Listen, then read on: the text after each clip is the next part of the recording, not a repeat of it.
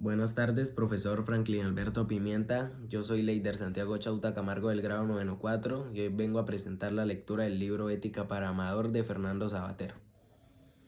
Capítulo segundo. Órdenes, costumbres y caprichos. Te recuerdo brevemente dónde estamos. Queda claro que hay cosas que nos convienen para vivir y otras no, pero no siempre está claro qué cosas son las que nos convienen. Aunque no podamos elegir lo que nos pasa, podemos en cambio elegir lo que hacer frente a lo que nos pasa. Modestia aparte, nuestro caso se parece más al de Héctor que al de las beneméritas termitas. Cuando vamos a hacer algo, lo hacemos porque preferimos hacer eso a hacer otra cosa o porque preferimos hacerlo a no hacerlo. ¿Resulta entonces que hacemos siempre lo que queremos? Hombre, no tanto. A veces las circunstancias nos imponen elegir entre dos opciones que hemos elegido. Vamos, que hay ocasiones en que hemos elegido aunque preferiríamos no tener que elegir. Uno de los primeros filósofos que se ocupó de estas cuestiones, Aristóteles, imaginó el siguiente ejemplo. Un barco lleva una importante carga de un puerto a otro. A medio trayecto le sorprende una tempestad. Parece que la única forma de salvar el barco y la tripulación es arrojar por la borda el cargamento, que además de importante es pesado. El capitán del navío se plantea el problema siguiente: ¿debo tirar la mercancía o arriesgarme a capear el temporal con ella en la bodega, esperando que el tiempo mejore o que la nave resista? Desde luego, si arroja el cargamento lo hará porque prefiere hacer eso a afrontar el riesgo, pero sería injusto decir sin más que quiere tirarlo. Lo que de veras quiere es llegar al puerto con su barco, su tripulación y su mercancía. Eso es lo que más le conviene. Sin embargo, dadas las borrascosas circunstancias, prefiere salvar su vida y la de su tripulación a salvar la carga, por preciosa que sea. Ojalá no se hubiera levantado la maldita tormenta, pero la tormenta no puede elegirla, es cosa que se le impone, cosa que le pasa, quiera o no. Lo que en cambio puede elegir es el comportamiento a seguir en el peligro que le amenaza. Si tira el cargamento por la borda, lo hace porque quiere y a la vez sin querer. Quiere vivir, salvarse y salvar a los hombres que dependen de él, salvar su barco, pero no quiere quedarse sin la carga ni el provecho que representa, por los que nos desprenderá de ella si no hay muchas regadientes. Preferiría sin duda no verse en el trance de tener que escoger entre la pérdida de sus bienes y la pérdida de su vida. Sin embargo, no queda más remedio y debe decidirse. Elegirá lo que quiere más, lo que crea más conveniente. Podríamos decir que es libre porque no le queda otro remedio que serlo, libre de optar en circunstancias que él no ha elegido padecer. Casi siempre que reflexionamos en situaciones difíciles o importantes sobre lo que vamos a hacer, nos encontramos en una situación parecida a la de ese capitán de barco del que habla Aristóteles. Pero claro, no siempre las cosas se ponen tan feas. A veces las circunstancias son menos tormentosas y si me empeño en no ponerte más que ejemplos con Ciclón incorporado, puedes rebelarte contra ellos, como hizo aquel aprendiz de aviador. Su profesor de vuelo le preguntó: ¿va usted en un avión? Se declara una tormenta y la inutiliza a usted el motor. ¿Qué debe hacer? Y el estudiante contesta: seguiré con el otro motor. Bueno, dijo el profesor, pero llega otra tormenta y le deja sin ese motor. ¿Cómo se las arregla entonces? Pues seguiré con el otro motor. También se lo destruye una tormenta, y entonces, pues continúo con otro motor. Vamos a ver. Se mosquea el profesor. ¿Se puede saber de dónde saca usted tantos motores? Y el alumno, imperturbable, del mismo sitio del que usted saca tantas tormentas. No dejemos de lado el tormento de las tormentas. Veamos qué ocurre cuando hace buen tiempo. Por lo general, uno no se pasa la vida dando vueltas a lo que nos conviene o no nos conviene hacer. Afortunadamente no solemos estar tan achuchados por la vida como el capitán del dichoso barquito del que hemos hablado. Si vamos a ser sinceros, tendremos que reconocer que la mayoría de nuestros actos los hacemos casi automáticamente, sin darle demasiada vuelta al asunto.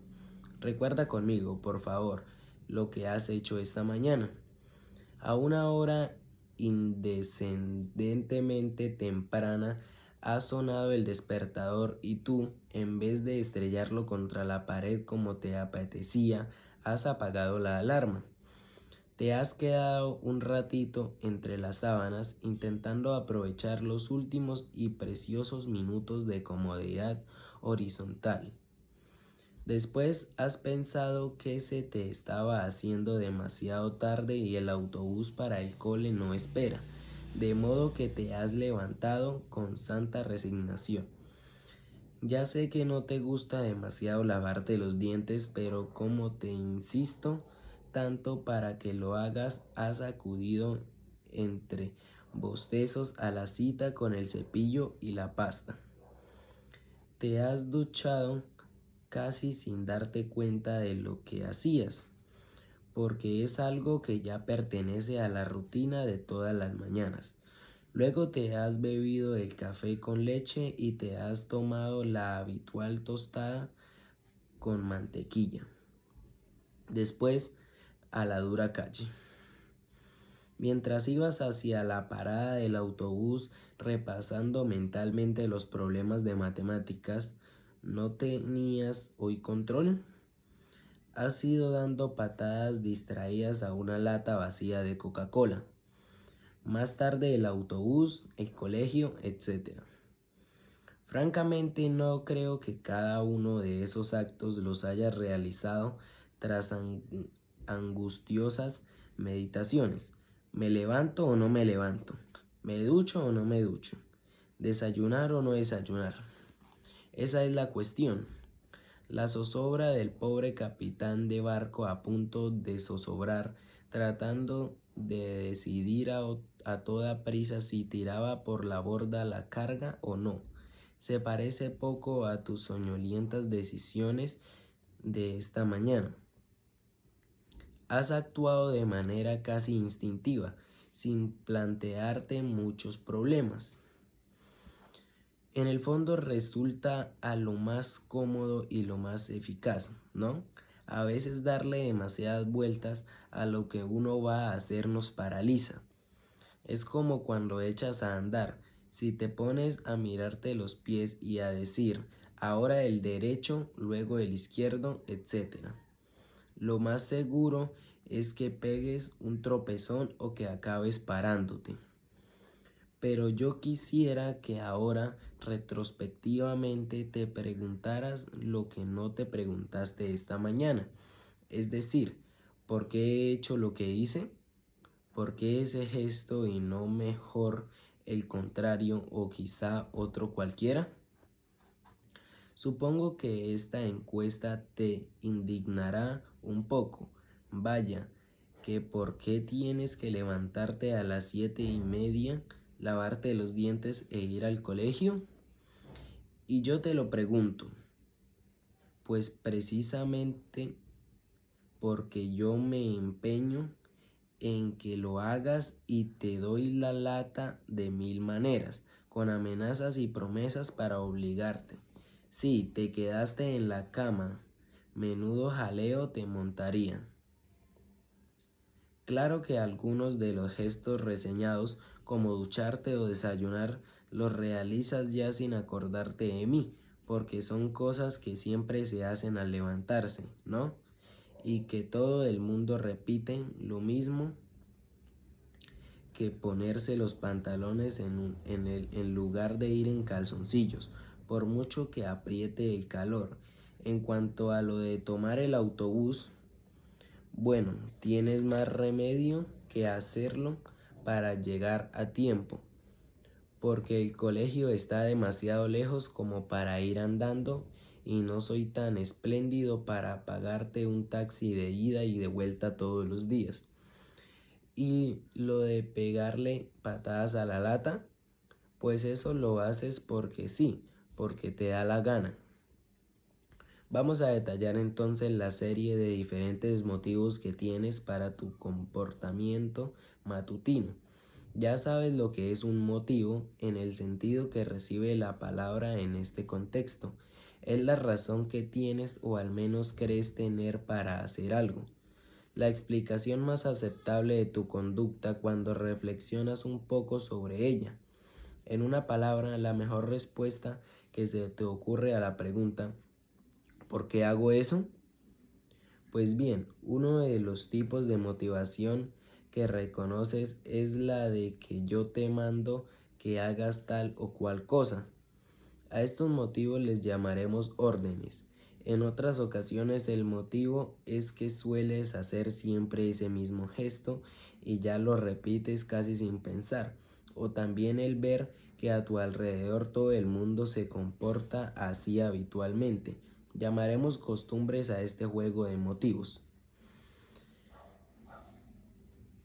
En otros casos, los puntapiés a la lata, por ejemplo, el motivo parece ser la ausencia de motivo, el que te apetece sin más, la pura gana.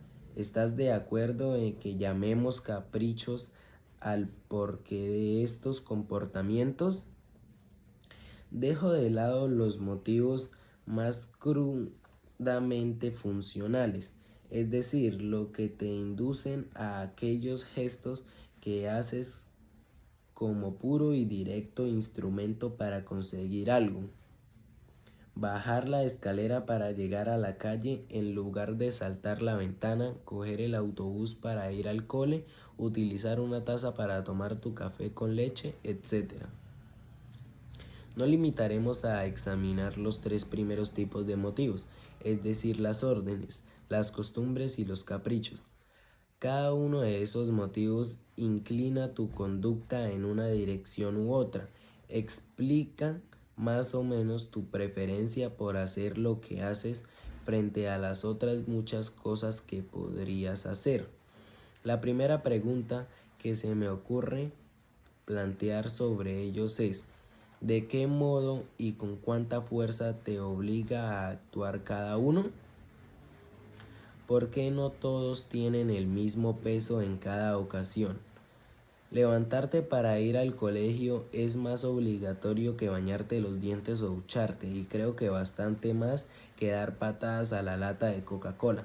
En cambio, ponerte pantalones o al menos calzoncillos por mucho calor que haga es tan obligatorio como ir al cole, ¿no? Lo que quiero decirte es que cada tipo de motivos tienen su propio peso y te condiciona a su modo. Las órdenes, por ejemplo, sacan su fuerza en parte del miedo que puedes tener a las terribles represalias que tomaré contra ti si no me obedeces, pero también supongo al afecto y la confianza que me tienes y que te lleva a pensar que lo que te mando es para protegerte y mejorarte, o como suele decirse con expresión que te hace torcer el gesto, por tu bien. También desde luego porque esperas algún tipo de recompensa si cumples como es debido, paga, regalos, etc. Las costumbres, en cambio, vienen más bien de la comunidad, de seguir la rutina en ciertas ocasiones y también de tu interés de no contrariar a los otros, es decir, de la presión de los demás. También en las costumbres hay algo así como una obediencia a ciertos tipos de órdenes. Piensa, por poner otro ejemplo, en las modas, la cantidad de cazadoras, zapatillas, pins, etcétera, que tienes que ponerte porque entre tus amigos es costumbre llevarlas y tú no quieres desentonar. Las órdenes y las costumbres tienen una cosa en común: parece que vienen de fuera y que se te imponen sin pedirte permiso. En cambio, los caprichos te salen de dentro, brotan espontáneamente sin que nadie te los mande ni a nadie en principio creas imitarlos. Yo supongo que si te pregunto que cuando te sientes más libre, al cumplir órdenes, al seguir la costumbre o al hacer tu capricho, me dirás que eres más libre al hacer tu capricho, porque es una cosa más tuya y que no depende de nadie más que de ti. Claro que vete a saber. A lo mejor también el llamado capricho te apetece porque se lo imitas a alguien o quizás brota de una orden, pero al revés, por ganas de llevar la contraria, unas ganas que no se te hubieran despertado a ti solo sin el mandato previo de desobedeces. En fin, por el momento vamos a dejar las cosas aquí, que por hoy ya es lío suficiente. Pero antes de acabar, recordemos cómo despedida otra vez aquel barco griego en la tormenta al que se refirió Aristóteles. Ya que empezamos entre olas y truenos, bien podamos acabar lo mismo para que el capítulo resulte capicúa. El capitán del barco estaba, cuando lo dejamos, en el trance de arrojar o no la carga por la borda para evitar el naufragio. Desde luego tiene orden de llevar las mercancías a puerto. La costumbre no es precisamente tirarlas al mar y poco le ayudaría a seguir sus caprichos dando el berenjenal en que se encuentra. Seguiría sus órdenes aún a riesgo de perder la vida y la de toda su tripulación. ¿Tendrá más miedo a la cólera de sus patronos que al mismo mar furioso? En circunstancias normales puede bastar con hacer lo que le mandan a uno, pero a veces lo más prudente es plantearse hasta qué punto resulta aconsejable obedecer. Después de todo, el capitán no es como las termitas, que tienen que salir en plan kamikaze, quieran o no, porque no les queda de otro remedio que obedecer los impulsos de su naturaleza. Y si en la situación que estás las órdenes no le bastan, la costumbre todavía menos. La costumbre sirve para lo corriente, para la rutina de todos los días.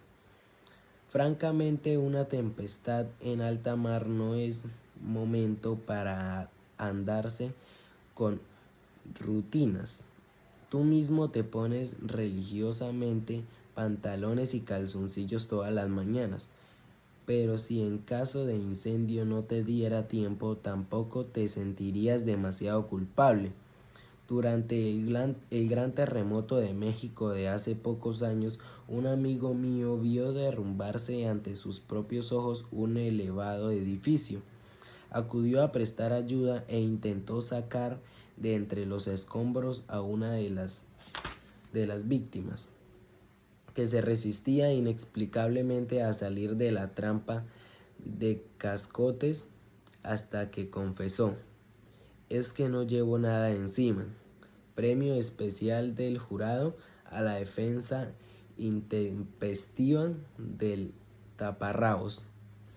Tanto conformismo ante la costumbre vigente es un poco morboso, ¿no? Podemos suponer que nuestro capitán griego era un hombre práctico y que la rutina de conservar la carga no es suficiente para determinar su comportamiento en caso de peligro, ni tampoco para arrojarla. Claro, Está por mucho que en la mayoría de los casos fuese habitual desprenderse de ella. Cuando las cosas están de veras serias, hay que inventar y no sencillamente limitarse a seguir la moda o al hábito. Tampoco parece que sea ocasión propicia para entregarse a los caprichos.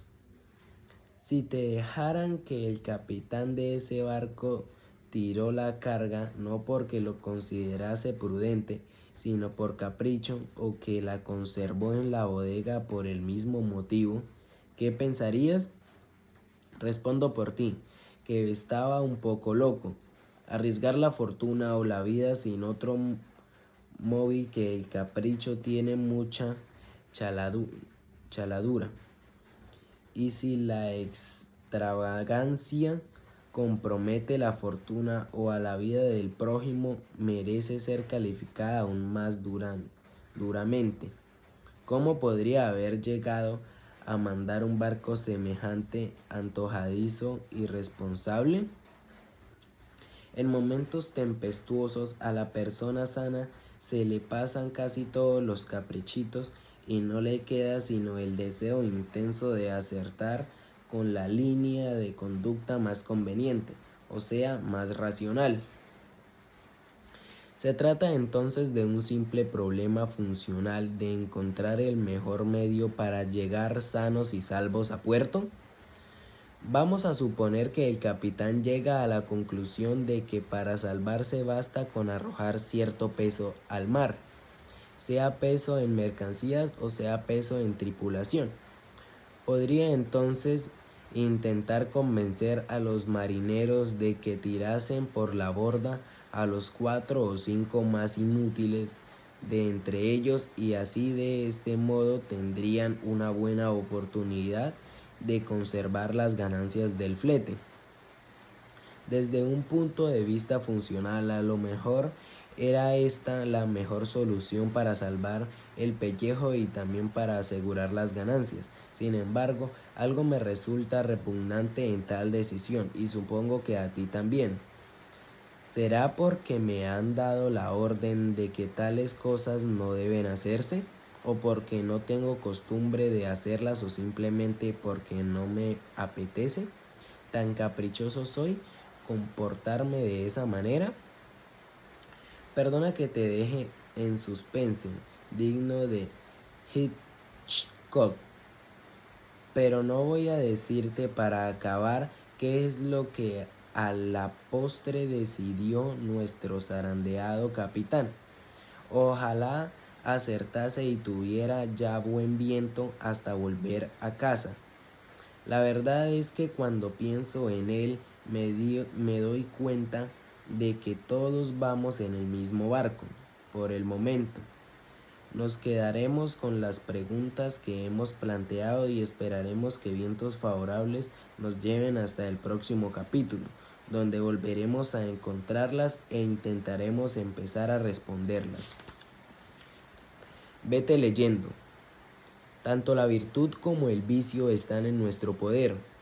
En efecto, siempre me está en nuestro poder el hacer lo que está bien, el no hacer, y siempre que está en nuestro poder el no, lo está el sí, de modo que si está en nuestro poder el obrar cuando es bello, lo estará también cuando es vergonzoso, y así está en nuestro poder el no obrar cuando es bello, lo estará asimismo para no obrar cuando es vergonzoso. Aristóteles, Ética para Nicomaco. En el arte de vivir, el hombre es al mismo tiempo el artista y el objeto de su arte. Es el escultor y el mármol, el médico y el paciente. Erich Fromm, Ética y Psicoanálisis. Solo disponemos de 4 principios de moral.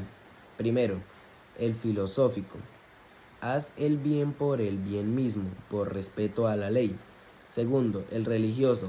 Hazlo porque es la voluntad de Dios, por amor a Dios. Tercero, el humano. Hazlo porque tu bienestar lo requiere, por amor propio. Cuarto, el político. Hazlo porque lo quiere la prosperidad de la sociedad de la que formas parte, por amor a la sociedad y la consideración a ti. Lichtenberg, aforismos.